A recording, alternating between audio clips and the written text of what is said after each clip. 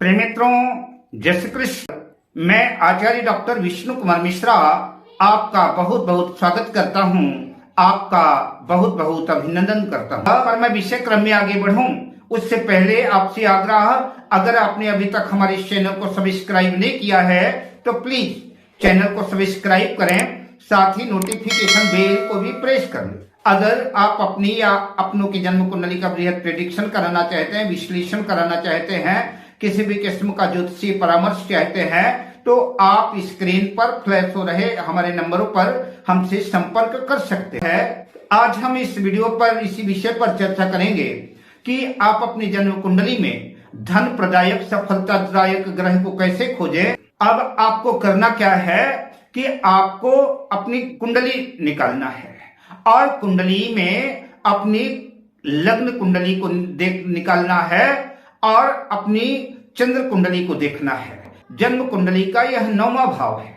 9वां भाव यानी आपके भाग्य का भाव है। सबकी कुंडली का भाग्य भाव यही होगा। अब आपको देखना है, लग्न कुंडली और चंद्र कुंडली दोनों में देखना है कि आपके इस 9वें भाव पर एक अंक से लेकर के 1 से लेकर के 12 अंकों के बीच में कोई ना कोई गिनती लिखी हो। लग्न कुंडली में हो सकता है कि अलग गिनती लिखी हो और चंद्र कुंडली में अलग गिनती लिखी हो, और कई बार ऐसा भी होता है कि लग्न कुंडली और चंद्र कुंडली एक ही हो जाती है। अधिकांशतः लग्न कुंडली और चंद्र कुंडली अलग ही रहती हैं। तो लग्न कुंडली और चंद्र कुंडली के 9वें भाव में जो गिनती लिखी हुई है, आपको इस चार्ट के माध्यम से देखना पड़ेगा कि आपके 9वें भाव में कौन सी राशि बनी है और उसका स्वामी कौन है। अगर आपकी जन्म कुंडली के इस 9वें भाव पर 1 नंबर लिखा हुआ है या कि 8 नंबर लिखा हुआ है, यानी 1 नंबर का मतलब मेष राशि बनी हुई है और 8 नंबर का मतलब वृश्चिक राशि बनी हुई है, इन दोनों राशियों के स्वामी मंगल है। अगर आपकी जन्म कुंडली के इस 9वें भाव पर 2 नंबर लिखा हुआ है यानी वृष राशि बनी है और 7 नंबर लिखा है यानी तुला राशि बनी है, इसका मतलब है कि इसके स्वामी शुक्र हैं। अगर आपकी जन्म कुंडली में 9वें भाव पर 3 नंबर लिखा है या कि 6 नंबर लिखा है, तो 3 नंबर का मतलब मिथुन राशि बनी है, 6 नंबर का मतलब कन्या राशि बनी हुई है और इन दोनों राशियों के स्वामी बुध हैं। अगर आपकी जन्म कुंडली के इस 9वें भाव पर 4 नंबर लिखा हुआ है, तो इसका मतलब है कि आपके 9वें भाव पर कर्क राशि बनी हुई है और कर्क राशि के स्वामी जो है चंद्रदेव हैं। अगर आपकी जन्म कुंडली के इस 9वें भाव पर 5 नंबर लिखा हुआ है, 5 नंबर का मतलब कि सिंह राशि बनी है और सिंह राशि के स्वामी सूर्य हैं। अगर आपकी जन्म कुंडली में भाव पर 9 नंबर लिखा है या कि 12 नंबर लिखा है, 9 नंबर का मतलब धनु राशि और 12 नंबर का मतलब मीन राशि, इसके स्वामी जो है देवगुरु बृहस्पति हैं। अगर आपकी जन्म कुंडली के इस 9वें भाव पर 10 नंबर लिखा है यानी मकर राशि, 11 नंबर लिखा है यानी कुंभ राशि, तो मकर राशि और कुंभ राशि इन दोनों के स्वामी शनिदेव हैं। मैं आपको ग्रहों के अंक भी बताता हूं, आप इसको भी नोट कर लीजिए। तो सूर्य का अंक 30 है, चंद्र का अंक 16 है, मंगल का अंक 6 है, बुध का अंक 8 है, गुरु का अंक 10 है, शुक्र का अंक 12 है और शनि का अंक मात्र 1 है। मैं उदाहरण स्वरूप तुला लग्न की कुंडली आपके सामने लेता हूं। लग्न कुंडली तुला लग्न की है, लग्न में 7 नंबर लिखा है और चंद्र कुंडली 6 नंबर लिखा हुआ है। चंद्र कुंडली कन्या राशि की है। तुला लग्न की कुंडली के 9वें भाव पर भाग्य भाव पर 3 नंबर लिखा हुआ है, मिथुन राशि बनी है और मिथुन राशि का स्वामी जो है बुध है। मैंने इस चार्ट पर भाग्य भाव की गिनती, ताकि आपको आसानी हो, उनकी गिनती और उनके स्वामियों और उनकी राशियों का नाम जो है लिख दिया है। तो आप यहां से देखें तो आपको अपनी लग्न कुंडली और अपनी चंद्र कुंडली के इस 9वें भाव के स्वामी पर देखना है कि कौन सी गिनती लिखी हुई है।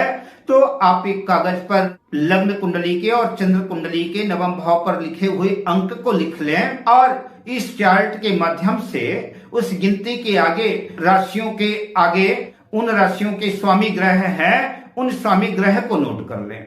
तो हमने तुला लग्न की कुंडली में नवम भाव पर 3 नंबर लिखा हुआ है, तो हमने 3 नंबर लिख लिया। मिथुन राशि चार्ट के अनुसार 3 नंबर के सामने जो है उसका स्वामी बुध है, तो हमने बुध लिख लिया।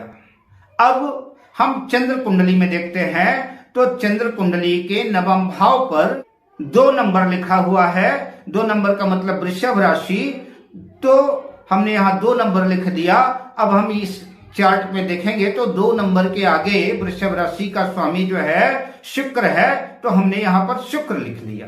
आपको अपनी लग्न कुंडली और चंद्र कुंडली के नवम भाव पर लिखे हुए अंक को, उनकी गिनती को, उनके स्वामियों को एक कागज में इसी तरह से लिख लेना है। ये जो हमने राशियां लिखी हैं और स्वामी ग्रह लिखे हैं, उन ग्रहों के सामने उनके अंक लिखते हैं। तो हमारी तुला लग्न की कुंडली में भाग्य भाव के स्वामी बुध आए थे, तो बुध का जो अंक है हम इस चार्ट में देखेंगे तो बुध का अंक है 8 है, तो हमने यहाँ पर 8 का अंक लिख दिया बुध के आगे। अब हम चंद्र कुंडली के नवम भाग्य भाव के स्वामी शुक्र का अंक देखेंगे, तो इस चार्ट में हमने देखा कि शुक्र का अंक 12 है, तो हमने शुक्र के आगे 12 लिख लिया। आपको अपनी कुंडली के लग्न कुंडली और चंद्र कुंडली के भाग्य भाव में जो अंक लिखे हुए हैं उनके स्वामियों के अंक को लिखना है। अब हम बुध के अंक 8 और शुक्र के अंक 12 को आपस में जोड़ देते हैं। हम जब इन दोनों को 8 और 12 को जोड़ा तो हमको प्राप्तांक जो प्राप्त हुआ वो 20 का अंक प्राप्त हुआ। हमने यहाँ पर 20 लिख लिया। अब इस 20 को 12 से भाग देंगे। इस प्राप्तांक 20 में 12 का भाग इसलिए देंगे क्योंकि जन्म कुंडली में 12 खाने होते हैं, तो 12 खाने होते हैं, इसलिए 12 से हम इसका भाग देंगे। इस तरह से लग्न कुंडली और चंद्र कुंडली दोनों के भाग्य भाव के स्वामियों को अंक और उसको जोड़ देंगे, और उसको जोड़ने के बाद जो भी प्राप्तांक आएगा उस प्राप्तांक में 12 से भाग देंगे, और 12 से भाग देने के बाद जो शेष आएगा, तो हमने 8 और 12 जोड़ा, प्राप्तांक 20 हुआ, 20 में हमने भाग दिया 12 का, तो 12 ही कम 12, दूसरी बार भाग नहीं जाएगा, यहाँ 1 लिख दिया। अब शेष निकालना है। इस 20 में 12 घटाया तो शेष बचा 8, तो हमको जो प्राप्त हुआ अंक वो 8 अंक प्राप्त हुआ।